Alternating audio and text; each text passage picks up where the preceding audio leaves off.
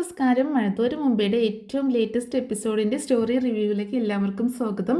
അപ്പോൾ നമ്മൾ ഇന്ന് പറയാൻ പോകുന്നത് മഴത്തോരു മുമ്പേയുടെ നാളത്തെ സ്റ്റോറിയാണ്. അപ്പോൾ എല്ലാവരും സ്റ്റോറി മുഴുവനായിട്ട് കേൾക്കുക, സപ്പോർട്ട് ചെയ്യുക.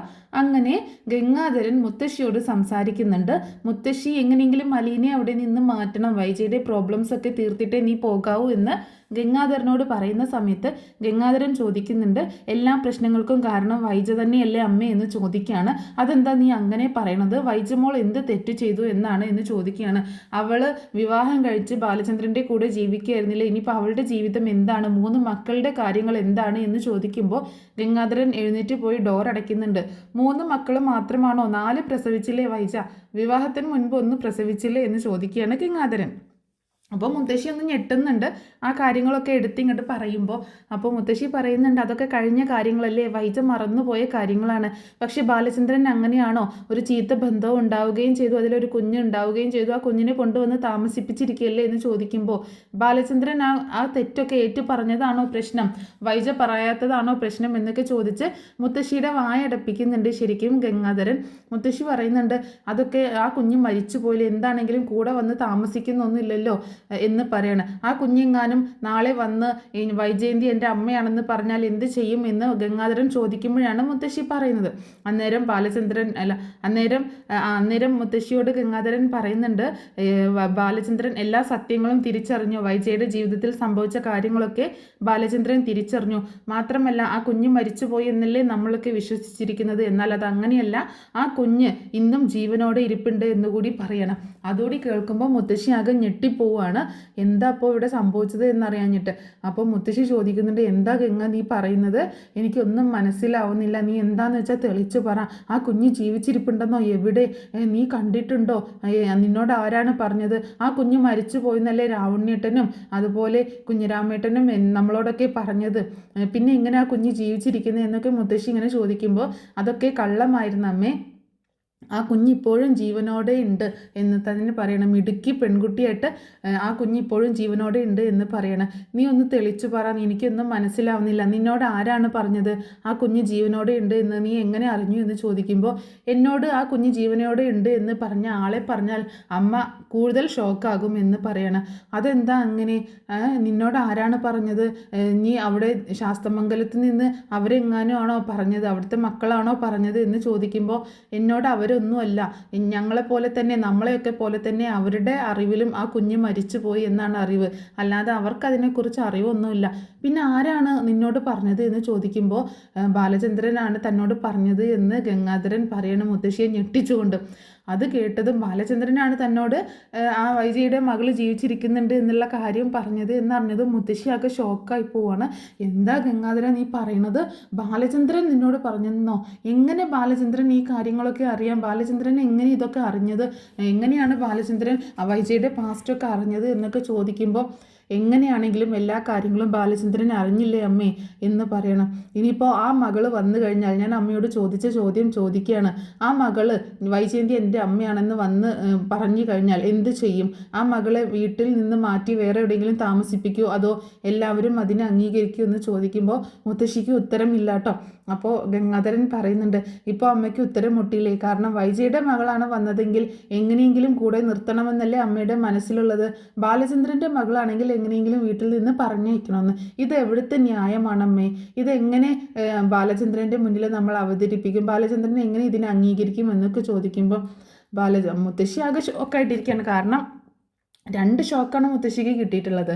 ഒന്ന്, എല്ലാ സത്യങ്ങളും ബാലചന്ദ്രൻ അറിഞ്ഞു എന്നുള്ളതും, മറ്റൊന്ന് ബാലചന്ദ്രനാണ് വൈജയുടെ മകൾ ജീവിച്ചിരിപ്പുണ്ട് എന്നുള്ള കാര്യം പറഞ്ഞത്. വൈജയുടെ മകൾ ജീവിച്ചിരിപ്പുണ്ട് എന്ന് പറഞ്ഞ കാര്യവും അതുപോലെ ആ കാര്യം അറിയിച്ചത് ബാലചന്ദ്രനാണ് എന്നുള്ളതും, ഇതൊക്കെ മുത്തശ്ശി ആകെ ഞെട്ടിപ്പിച്ചിരിക്കുകയാണ്. കാരണം ഒരിക്കലും ആരറിയരുതെന്ന് ആഗ്രഹിച്ചോ ആ വ്യക്തി തന്നെ ഈ കാര്യങ്ങളൊക്കെ അറിഞ്ഞിരിക്കുകയാണ്. അപ്പോൾ അതിൻ്റെ ഒരു ഷോക്കിലാണ് മുത്തശ്ശി പറയുന്നുണ്ട്, എന്തൊക്കെയാ ഗംഗ ഞാൻ ഈ കേൾക്കുന്നത്, ഇനി എന്ത് ചെയ്യും നമ്മൾ എന്നൊക്കെ ചോദിക്കുകയാണ്. അമ്മ അറിയാത്ത മറ്റൊരു കാര്യം കൂടിയുണ്ട്. അപ്പോൾ മുത്തശ്ശി പറയുന്നുണ്ട്, എന്താണെങ്കിലും ഇനിയിപ്പോൾ വൈജയുടെ മകൾ വരികയാണെങ്കിൽ, ഇപ്പോൾ ബാലചന്ദ്രൻ്റെ മകളും കൂടെ ഉണ്ടല്ലോ, അപ്പോൾ ഇനിയിപ്പോൾ വൈജയുടെ ആ മകൾ കൂടി വരികയാണെങ്കിൽ എല്ലാവരും കൂടെ ഒരുമിച്ച് താമസിക്കട്ടെ. അപ്പോൾ ഗംഗാധരൻ ചോദിക്കുന്നുണ്ട്, ഇപ്പോൾ അമ്മയ്ക്ക് ആ കുഞ്ഞിനെ കൂടെ നിർത്തണം എന്നുണ്ടല്ലേ? ബാലചന്ദ്രൻ്റെ കുഞ്ഞാണെങ്കിൽ ഒഴിവാക്കി കളയണമെന്നും ഇത് എവിടുത്തെ ന്യായമാണ് എന്നൊക്കെ ചോദിക്കുമ്പോഴാണ് ഇനിയിപ്പോൾ ബാലചന്ദ്രന് വൈജയെ കുറ്റപ്പെടുത്താനൊന്നും അവകാശമില്ലല്ലോ. കാരണം വൈജയുടെ ജീവിതത്തിൽ സംഭവിച്ച അതേ തെറ്റ് തന്നെ ബാലചന്ദ്രൻ്റെ ജീവിതത്തിലും സംഭവിച്ചിട്ടുണ്ടല്ലോ. അതുകൊണ്ട് അവർ രണ്ടുപേരും അങ്ങോട്ടും ഇങ്ങോട്ടും പരസ്പരം മനസ്സിലാക്കി പൊരുത്തപ്പെട്ടു പോകുന്നതല്ലേ നല്ലത് എന്ന് ചോദിക്കുകയാണ് നമ്മുടെ മുത്തശ്ശി ഗംഗാധരനോട്. അപ്പോൾ ഗംഗാധരൻ പറയുന്നുണ്ട് അവിടെ വേറൊരു പ്രശ്നമുണ്ട് അമ്മേ എന്ന് പറയണം. എന്താണ്? വൈജയന്തി ഈ കാര്യങ്ങളൊന്നും ഒരിക്കലും അറിയാൻ പാടില്ല. വൈജയന്തിയുടെ മകൾ ജീവിച്ചിരിപ്പുണ്ടെന്നും വൈജയന്തി മുൻപ് പ്രസവിച്ച കാര്യമൊക്കെ, വിവാഹത്തിന് മുൻപ് പ്രസവിച്ച കാര്യമൊക്കെ ബാലചന്ദ്രൻ അറിഞ്ഞിട്ടുണ്ടെന്നും എന്നുള്ള കാര്യങ്ങൾ വൈജയന്തി ഒരിക്കലും അറിയാൻ പാടില്ല എന്ന് പറയണം. അത് ശരിയാണല്ലോ, അത് അറിഞ്ഞു കഴിഞ്ഞാൽ ഒരുപാട് പ്രശ്നം വേറെ ഉണ്ടാവും. അപ്പോൾ എന്ത് ചെയ്യും? ഒരു കാര്യം ചെയ്യാം, ബാലചന്ദ്രനോട് സംസാരിച്ച് അലീനെ അവിടെ നിന്നൊന്ന് മാറ്റി താമസിപ്പിക്കാൻ അത് തന്നെ വേറെ വഴിയുള്ളൂ എന്നൊക്കെ പറയുമ്പോൾ ഗംഗാധരൻ വീണ്ടും ചോദിക്കുന്നുണ്ട്. ദേ വീണ്ടും അമ്മ അലീനയിലേക്ക് പിടിച്ച് കയറുകയാണ്. അലീന എന്ത് തെറ്റ് ചെയ്തു അമ്മേ? എത്ര നല്ല പെൺകുട്ടിയാണ് അലീന. ആര് കണ്ടാലും അവളോട് സ്നേഹമല്ലേ തോന്നൂ. ഇത്രയും നാളും അമ്മയെ നോക്കിയത് അവളല്ലേ, അമ്മയ്ക്ക് അവളോട് സ്നേഹമല്ലേ, പിന്നെ എപ്പോഴാണ് അമ്മയ്ക്ക് അവൾ ശത്രുവായി മാറിയത് എന്ന് ചോദിക്കുമ്പോൾ എൻ്റെ കുഞ്ഞെ, എനിക്ക് അവൾ ശത്രു ഒന്നുമല്ല. എനിക്ക് എൻ്റെ മോള് തന്നെയാണ്, എൻ്റെ കൊച്ചുമോളെ പോലെ തന്നെയാണ് ഞാൻ കണ്ടിട്ടുള്ളത്. പക്ഷേ ആർക്കാണെങ്കിലും കാക്കയ്ക്കും തൻകുഞ്ഞ് പൊൻകുഞ്ഞ് എന്നല്ലേ. എനിക്ക് എൻ്റെ വൈജ കഴിഞ്ഞിട്ടല്ലേ ഉള്ളൂ മറ്റാരും. അലീനയെ സംബന്ധിച്ചിടത്തോളം എൻ്റെ ആരുമല്ലല്ലോ അലീന. അലീന വേറെ എവിടെ നിന്നോ വന്ന ഒരു അനാഥയായ ആരുമില്ലാത്തൊരു പെൺകുച്ചി. ഇപ്പോഴല്ലേ ബാലചന്ദ്രൻ്റെ മകളാണ് എന്നുള്ള കാര്യങ്ങളൊക്കെ നമ്മൾ അറിഞ്ഞത്. പക്ഷെ അതിനു മുൻപ് അതൊന്നും നമ്മൾക്ക് അറിയത്തില്ലല്ലോ എന്ന് പറയണം. അപ്പോൾ ഗംഗാധരൻ പറയുന്നുണ്ട് അവിടെയാണ് അമ്മയ്ക്ക് തെറ്റിയത്. അലീന ആരാണെന്നുള്ള സത്യം ഇതുവരെയും അമ്മയ്ക്ക് അറിയില്ല, ഇതുവരെ ഞങ്ങൾക്കും അറിയില്ലായിരുന്നു. പക്ഷേ അതറിഞ്ഞ നിമിഷം മുതൽ ഞങ്ങളാകെ തകർന്നു പോയി എന്ന് പറയണം. അലീന ബാലചന്ദ്രൻ്റെ മകളാണെന്ന് ബാലചന്ദ്രൻ തുറന്ന് പറഞ്ഞു കഴിഞ്ഞല്ലോ, പിന്നെ എന്താണ് ഇനി അലീനയെക്കുറിച്ച് കൂടുതലായിട്ട് അറിയാനുള്ളത് എന്ന് മുത്തശ്ശി ചോദിക്കുമ്പോൾ അമ്മയ്ക്ക് മാത്രമല്ല നമുക്കെല്ലാവർക്കും തെറ്റുപറ്റി. നമ്മളെല്ലാവരും ബാലചന്ദ്രനെ തെറ്റിദ്ധരിച്ചു. ഒരിക്കലും ബാലചന്ദ്രൻ അങ്ങനെ ഒരു ചീത്ത വഴിയിലൂടെ സഞ്ചരിച്ചിട്ടില്ല. ഒരു പെണ്ണുമായിട്ട് ഒരു അരുതാത്ത ബന്ധവും ബാലചന്ദ്രൻ ഉണ്ടായിട്ടില്ല. അങ്ങനെ ഒരു അരുതാത്ത ബന്ധം ഉണ്ടായിട്ടില്ല, അതിലൊരു മകൾ ജനിച്ചിട്ടുമില്ല എന്ന് പറയണം. അത് കേട്ടപ്പോൾ മുത്തശ്ശി ചോദിക്കുന്നുണ്ട്, പിന്നെ എന്തിനാണ് അലീന ബാലചന്ദ്രൻ ഇങ്ങനെ ഒരു അരുതാത്ത ബന്ധത്തിലുണ്ടായ മകളാണ് എന്ന് പറഞ്ഞത് എന്ന് ചോദിക്കുമ്പോൾ അതൊക്കെ വെറും കള്ളത്തരമായിരുന്നു. ഒരിക്കലും ബാലചന്ദ്രൻ അങ്ങനൊരു ചീത്ത കൂട്ടുകെട്ടിലേക്ക് പോയിട്ടേ ഇല്ല. മാത്രമല്ല അലീന ഒരിക്കലും ബാലചന്ദ്രൻ്റെ മകളുമല്ല എന്ന് പറയണം. പിന്നെ എന്താണ് അലീന ആരാണ്? പിന്നെ എന്തിനാണ് ബാലചന്ദ്രൻ അലീനയെ അവിടെ സംരക്ഷിച്ച് നിർത്തുന്നത്? അലീനയെ പറഞ്ഞയച്ചുകൂടെ എന്നൊക്കെ ചോദിക്കുമ്പോൾ അതല്ലേ വൈജയന്തിക്ക് പ്രശ്നം എന്ന് ചോദിക്കുമ്പോൾ അലീനയെ ഇനി അങ്ങനെ പറഞ്ഞയക്കാൻ പറ്റത്തില്ല അമ്മേ. അലീനയെ പറഞ്ഞയക്കണം. അലീനയെ വൈജയന്തിയുടെയും ബാലചന്ദ്രൻ്റെയും സുഗമമായ ജീവിതത്തിന് വേണ്ടി ഒന്ന് മാറ്റി താമസിപ്പിക്കുക തന്നെ വേണം. അതൊരു പക്ഷേ ഒരു പറിച്ചു നടലിലൂടെയല്ല. ഒന്നുകിൽ അവൾക്ക് നല്ലൊരു 10-30,000 രൂപ ശമ്പളമുള്ളൊരു ജോലി വേണം, അല്ലെങ്കിൽ അവളെ വിവാഹം കഴിപ്പിച്ചയക്കണം. അതൊക്കെ നമ്മുടെ കടമയാണമ്മേ എന്ന് പറയണം. നീ എന്താ ഗംഗാധര ഈ പറഞ്ഞു വരുന്നത്? എനിക്കൊന്നും മനസ്സിലാവുന്നില്ല. നമ്മുടെ കടമയോ? അപ്പോൾ ഗംഗാധരൻ ചോദിക്കുന്നുണ്ട്, അമ്മയെ ഇത്രയും നാളും സ്നേഹത്തോടെ പരിചരിക്കുകയും നോക്കിയതൊക്കെ അവളല്ലേ. ആ ഒരു സ്നേഹവും പരിഗണനയൊന്നും അമ്മയ്ക്ക് തോന്നുന്നില്ലേ? അവളെ നല്ലൊരു കൈകളിൽ ഏൽപ്പിച്ചു കൊടുക്കണമെന്ന് അമ്മയ്ക്ക് തോന്നുന്നില്ലേ? അമ്മയ്ക്ക് അങ്ങനെ മനസ്സിൽ അവളെ ഏൽപ്പിച്ചു കൊടുക്കാൻ പറ്റിയ ആരെങ്കിലും ഉണ്ടോ എന്ന് ചോദിക്കുമ്പോൾ മുത്തശ്ശിയുടെ മനസ്സിൽ ആദ്യം വരുന്ന മുഖം മനുവിൻ്റെതാണ്. അപ്പോൾ മുത്തശ്ശി പറയുന്നുണ്ട്, എൻ്റെ മനസ്സിലൊരു ആശയുണ്ടായിരുന്നു, പക്ഷെ അതൊരിക്കലും നടക്കത്തില്ല എന്ന് പറയുന്നുണ്ട്. അതെന്താ എന്ന് ചോദിക്കുമ്പോൾ മനുവിന് നല്ല ചേർച്ചയാണ് അലീന, പക്ഷേ അതൊരിക്കലും സംഭവിക്കില്ലല്ലോ. അവൾ ആരുമില്ലാത്ത, ഇപ്പോൾ ബാലചന്ദ്രൻ്റെ മകളല്ല എന്നുകൂടി നീ പറഞ്ഞില്ലേ, അതും ഒരു അനാഥയായ പെൺകുട്ടിയെ കല്യാണം കഴിക്കാനായിട്ട് കമല സമ്മതിക്കുമോ, ശിവൻ സമ്മതിക്കുമോ നിനക്ക് തോന്നുന്നുണ്ടോ എന്ന് ചോദിക്കുമ്പോൾ ശിവൻ്റെ കാര്യം വിട്, ശിവൻ സമ്മതിക്കും, ശിവന് യാതൊരു കുഴപ്പമില്ല, കമലയുടെ കാര്യമല്ലേ, അത് നമുക്ക് എന്താണെന്ന് വേണ്ടെന്ന് ചെയ്യാം, അമ്മയാണെങ്കിൽ സമ്മതിക്കും ചോദിക്കുമ്പോൾ എനിക്ക് എന്തിനാ വിയോജിപ്പ്, എനിക്ക് യാതൊരു വിയോജിപ്പും ഇല്ല, പക്ഷേ അതും വീണ്ടും നമ്മുടെ കുടുംബത്തിൽ തന്നെ നിൽക്കില്ലേ, അപ്പോഴും വൈജയ്ക്ക് അത് പ്രശ്നം തന്നെയല്ലേ, അവളുടെ കൺവെട്ടത്ത് നിന്ന് മാറ്റില്ലേ വേണ്ടത്, ബാലചന്ദ്രൻ്റെ മകളല്ലാത്ത സ്ഥിതിക്ക് ഇനി ഒരിക്കലും നമ്മളിവിടെ നിർത്തേണ്ട ആവശ്യമില്ലല്ലോ എന്നൊക്കെ പറയണം. എന്നാൽ അമ്മയ്ക്ക് തെറ്റി, അമ്മയ്ക്ക് മാത്രമല്ല എല്ലാവർക്കും തെറ്റുപറ്റി. അലീന ബാലചന്ദ്രൻ്റെ മകളല്ല എന്ന് ഞാൻ പറഞ്ഞു, പക്ഷേ ആരുടെയെങ്കിലും മകളായിരിക്കുമല്ലോ. നേരത്തെ ഞാൻ അമ്മയോട് പറഞ്ഞില്ലേ വൈജയുടെ മകൾ ജീവിച്ചിരിപ്പുണ്ടെന്ന്. ബാലചന്ദ്രൻ്റെ അല്ലമ്മേ അലീന, വൈജയന്തി 23 വർഷങ്ങൾക്ക് മുൻപ് പ്രസവിച്ച ആ കുഞ്ഞാണ് അലീന എന്ന് പറയണം. അത് കേട്ടത് മുത്തശ്ശി ആകെ ഞെട്ടിത്തരിച്ചു പോവാണ്. കാരണം മുത്തശ്ശിക്ക് അടുത്ത ഷോക്ക് കിട്ടിയേക്കാണ്. കാരണം ഒരുപാട് കാര്യങ്ങൾ ഇങ്ങനെ മുത്തശ്ശി അറിയാണ്, പുതിയ പുതിയ കാര്യങ്ങൾ. ഒന്ന് ആ മകൾ ജീവിച്ചിരിപ്പുണ്ട് എന്നുള്ള കാര്യവും, മറ്റൊന്ന് ബാലചന്ദ്രൻ എല്ലാ സത്യങ്ങളും അറിഞ്ഞു എന്നുള്ളതും, പിന്നെ ആ മകൾ ജീവിച്ചിരിപ്പുണ്ട് എന്നുള്ള കാര്യം ബാലചന്ദ്രൻ അറിയാം, ബാലചന്ദ്രനാണ് ഗംഗാധരനോട് പറഞ്ഞു എന്നുള്ള കാര്യം ഒക്കെ ഇങ്ങനെ ആകെ ഷോക്കായിട്ടിരിക്കുന്ന ഇടയിലേക്കാണ് അതിനേക്കാൾ വലിയൊരു ബോംബ് എന്ന പോലെ ഈ കാര്യം കൂടി വന്നു മുത്തശ്ശിയുടെ തലയിലേക്ക് വന്ന് വീണത്. മുത്തശ്ശി ചോദിക്കുന്നുണ്ട്, ഗംഗാധരൻ നീ എന്തൊക്കെയാണ് പറയണത്? അലീന വൈജയുടെ? അതേ അമ്മേ, അലീന 23 വർഷങ്ങൾക്ക് മുമ്പ് അന്ന് ശാസ്തമംഗലത്തെ ഒരു ഹോസ്പിറ്റലിൽ വെച്ച് പ്രസവിച്ച ആ കുഞ്ഞാണ് അലീന. അവിടുത്തെ അനാഥാലയത്തിൽ നമ്മുടെ അച്ഛനും രാവണ്യമ്മാമനും കൊണ്ടുപോയി ഏൽപ്പിച്ച ആ കുഞ്ഞ്. അച്ഛൻ അവിടുത്തെ കാര്യങ്ങളൊക്കെ നോക്കുന്നുണ്ടായിരുന്നു. അച്ഛൻ കുട്ടിയെ പോയി കാണുകയൊന്നുമില്ല, പക്ഷേ വേണ്ട സഹായങ്ങളും ഒക്കെ ചെയ്യുന്നുണ്ടായിരുന്നു. അവിടുത്തെ സ്ത്രീ മരിക്കാറായ സമയത്ത് ഇവിടെ വന്നത് അമ്മ ഓർക്കുന്നുണ്ടോ? അമ്മ അന്ന് ഇവിടെ ഇല്ലല്ലോ, അമ്മ അന്ന് കടപ്പാട്ടൂരല്ലേ എന്ന് ചോദിക്കണം. അതെ, ഞാൻ കടപ്പാട്ടൂരായിരുന്നു, പക്ഷേ കേട്ടിട്ടുണ്ടായിരുന്നു ഇവിടെ വന്നിട്ടുണ്ട് എന്നുള്ള കാര്യം ഞാൻ അറിഞ്ഞിരുന്നു എന്ന് പറയണം. ആ സ്ത്രീ വന്നത് അച്ഛനെ കണ്ട് അലീനയെ ഏറ്റെടുക്കണമെന്ന കാര്യം പറയാനാണ്. അവർക്ക് മരണസന്നമായിട്ടുള്ള ഒരു അസുഖമായിരുന്നു. അതുകൊണ്ട് അതിനു മുൻപ് അവിടുത്തെ അന്തേവാസികളെയൊക്കെ മാറ്റി കുഞ്ഞുങ്ങളെയൊക്കെ അതാത് കൈകളിൽ ഏൽപ്പിക്കാൻ അവർ ഒരു തീരുമാനമെടുത്തു. അങ്ങനെയാണ് അച്ഛനെ വന്ന് കാണുകയും അവളെ ഏറ്റെടുക്കണമെന്ന് പറയുകയും അങ്ങനെയാണ് അച്ഛൻ മനുവിനെ ഏൽപ്പിച്ച് അച്ഛൻ അവിടെ പോയി മനുവിനെയും കൂട്ടിയിട്ട് അവിടെ പോയി അലീനയെ കാണുകയും പിന്നീട് മനുവിനെ ചട്ടം കെട്ടി അലീനയെ ഇങ്ങോട്ടേക്ക് കൂട്ടിക്കൊണ്ടുവരികയും ചെയ്തത് എന്ന് പറയണം. ഇതെല്ലാം കൂടി കേട്ട് മുത്തശ്ശി തകർന്നു പോണ്. എൻ്റെ മോനെ, അലീന നമ്മുടെ കുഞ്ഞാണോ? വൈജ പ്രസവിച്ച കുഞ്ഞാണോ? എൻ്റെ ദൈവമേ, ഞാനിതൊന്നും അറിഞ്ഞില്ലല്ലോ. എന്തൊക്കെ ദ്രോഹങ്ങളാണ് വൈജ അലീനയോട് ചെയ്തിട്ടുള്ളത്. മോനെ, ഇതൊക്കെ അവൾ അറിഞ്ഞു കഴിഞ്ഞാൽ എന്തായിരിക്കും അവസ്ഥ എന്ന് ചോദിക്കുമ്പോൾ, അറിയരുതമ്മേ, ഒരിക്കലും അറിയരുത്.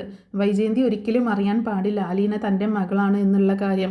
അറിഞ്ഞു കഴിഞ്ഞാൽ പിന്നീട് ഈ കൊല്ലപ്പള്ളി വീട്ടിലുള്ള എല്ലാവരും അവൾക്ക് ശത്രുക്കളായിരിക്കും. പിന്നീട് ബാലചന്ദ്രനും ഒത്തുള്ള ഒരു ജീവിതം വൈജയ്ക്ക് ഉണ്ടാവില്ല. പിന്നീട് വൈജയന്തിയുടെ തകർച്ചയായിരിക്കും നമ്മൾ കാണാൻ പോകുന്നത്. നമ്മുടെ കൺമുന്നിൽ നമ്മളെ ശത്രുക്കളാക്കി പ്രഖ്യാപിച്ചുകൊണ്ട് സ്വയം എരിഞ്ഞടങ്ങുന്ന ഒരു വിധിയായിരിക്കും അവൾ തിരഞ്ഞെടുക്കുക. അതുകൊണ്ട് ഒരിക്കലും അവളോട് ഈ കാര്യങ്ങളൊന്നും പറയരുത്, ഒരിക്കലും അറിയാനും പാടില്ല എന്ന് പറയണം.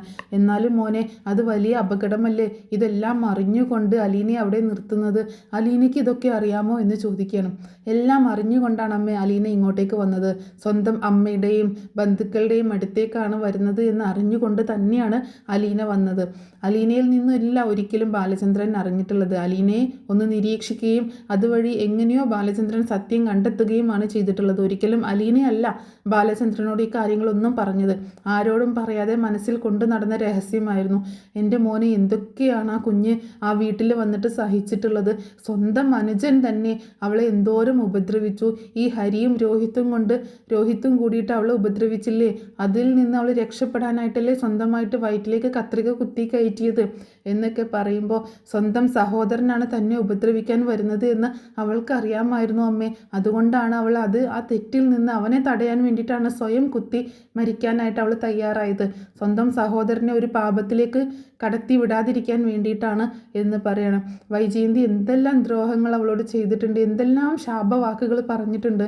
എൻ്റെ കുഞ്ഞെ, വൈജി ഇതൊക്കെ എവിടെ കൊണ്ടുപോയി മഹാപാപമൊക്കെ ഒഴുക്കി കളയും എന്നൊക്കെ ആകെ സങ്കടപ്പെട്ടുകൊണ്ട് ഇങ്ങനെ സംസാരിക്കുകയാണ് മുത്തശ്ശി. അപ്പോൾ ഗംഗാധരൻ പറയുന്നുണ്ട്, അമ്മ തൽക്കാലം ഇത് അറിഞ്ഞതായിട്ട് വെക്കണ്ട. ഒരിക്കലും കമല ഇക്കാര്യങ്ങളൊന്നും അറിയാൻ നിൽക്കണ്ട. കമലയുടെ കയ്യിലെങ്ങാനും കിട്ടിയാൽ അറിയാലോ, കമല ഈ ഭൂലോകം മൊത്തം പാട്ടാക്കും. അതുകൊണ്ട് അമ്മ തൽക്കാലം ഇത് ആരോടും പറയാനും നിൽക്കണ്ട. ഇനിയിപ്പോൾ ആരോടും ചോദിക്കാനും നിൽക്കണ്ട എന്ന് പറയണം. അപ്പോൾ മുത്തശ്ശി പറയുന്നുണ്ട്, എൻ്റെ മോനെ, എനിക്ക് അവളെ ഒന്ന് കാണണം, അലീനയെ ഒന്ന് കാണണം, എനിക്ക് കൊതിയാവുന്നു. അവളെ ഒന്ന് കണ്ട് എനിക്ക് അവളോടൊന്ന് മാപ്പ് പറയണം. കാരണം ഞാൻ അവളെ ഒരുപാട് തെറ്റിദ്ധരിച്ചിട്ടുണ്ട്. അവളോട് ഞാൻ മുഖം കറുപ്പിച്ചിട്ടുണ്ട്. എന്നെ ഇത്രയൊക്കെ നോക്കിയിട്ടും ഇത്രയൊക്കെ നന്നായി നോക്കിയിട്ടും അവളെ ഞാൻ വേദനിപ്പിക്കുകയും ചെയ്തിട്ടുണ്ട്. പക്ഷേ എനിക്ക് അവളെ ഒന്ന് കാണണം മോനെ എന്ന് തന്നെ മുത്തശ്ശി പറയുമ്പോൾ, കാണാം അമ്മയെ, ഞാൻ കൊണ്ടുപോകാം. പക്ഷേ അമ്മ അവളോട് മാപ്പ് ചോദിക്കേണ്ട ആവശ്യമൊന്നുമില്ല. പക്ഷേ എന്നാൽ എനിക്ക് ചോദിക്കണം മോനെ എന്ന് പറയുമ്പോൾ, അവൾ അങ്ങനെ ഒരു കുട്ടിയല്ല അമ്മേ.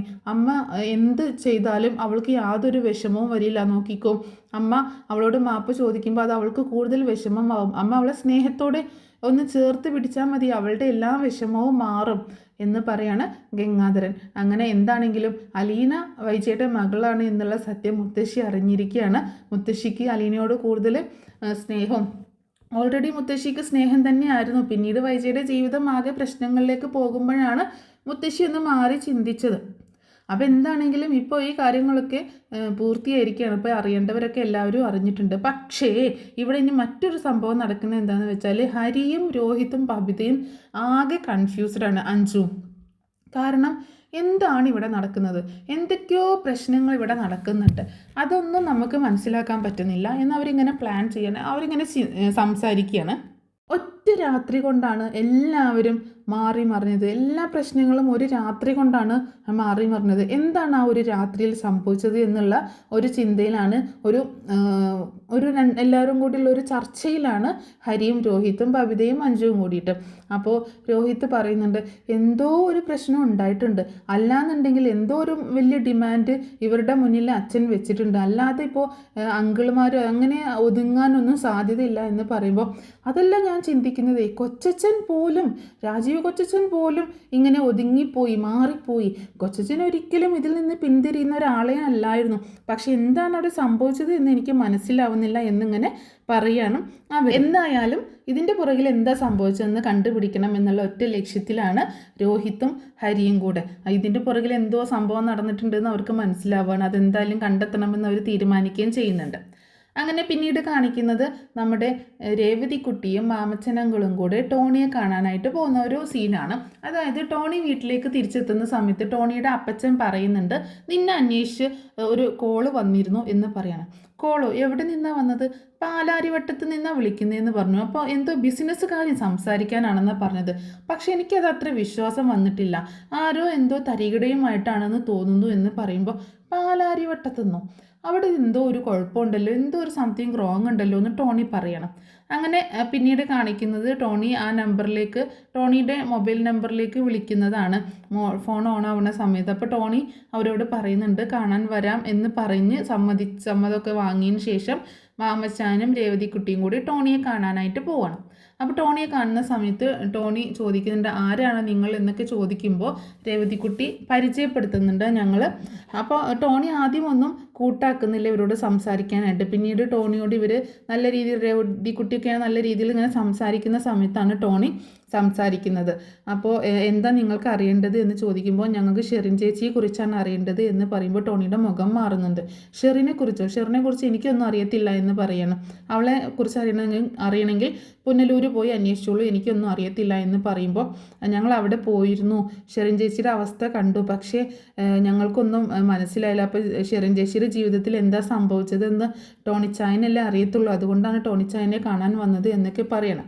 അങ്ങനെ ഷെറിൻ പ്രസവിച്ച കാര്യവും വിവാഹത്തിന് മുൻപ് ഒരു കുഞ്ഞുണ്ടായിരുന്ന കാര്യമൊക്കെ ഇങ്ങനെ ചോദിച്ച് മനസ്സിലാക്കുകയാണ് രേവതിക്കുട്ടിയും അതുപോലെ മാംചാനും കൂടിയിട്ട്. അപ്പോൾ അവർ ഇങ്ങനെ സംസാരിക്കുന്ന സമയത്ത് ടോണി ആദ്യമൊക്കെ ഒന്നും പറയാൻ കൂട്ടാക്കുന്നില്ലെങ്കിലും പിന്നീട് എല്ലാ കാര്യങ്ങളും അവരോട് തുറന്ന് പറയാണ്. അപ്പോൾ അവൾ പ്രസവിച്ചിരുന്നു, വിവാഹശേഷം കുഞ്ഞിനെ അവർ അവിടെ നിന്ന് മാറ്റി. അതിനുശേഷം ഏകദേശം 1 വർഷത്തോളം കുഞ്ഞുമായിട്ടൊരു കണക്ഷൻ ഉണ്ടായിരുന്നു. അതിനുശേഷം അവൾക്ക് കുഞ്ഞുമായിട്ടുള്ള കണക്ഷൻ വിട്ടപ്പോൾ അവൾക്ക് അങ്ങനെ മെൻ്റലി പ്രോബ്ലം വന്നതാണ് എന്നുള്ള കാര്യമൊക്കെ തുറന്ന് പറയുന്നുണ്ട്. അപ്പോൾ അതിൻ്റെയൊക്കെ ഡീറ്റെയിൽ ആയിട്ടുള്ള സ്റ്റോറി ഞാൻ ഉടനെ തന്നെ പറഞ്ഞ് അപ്ലോഡ് ചെയ്യുന്നതായിരിക്കും കേട്ടോ.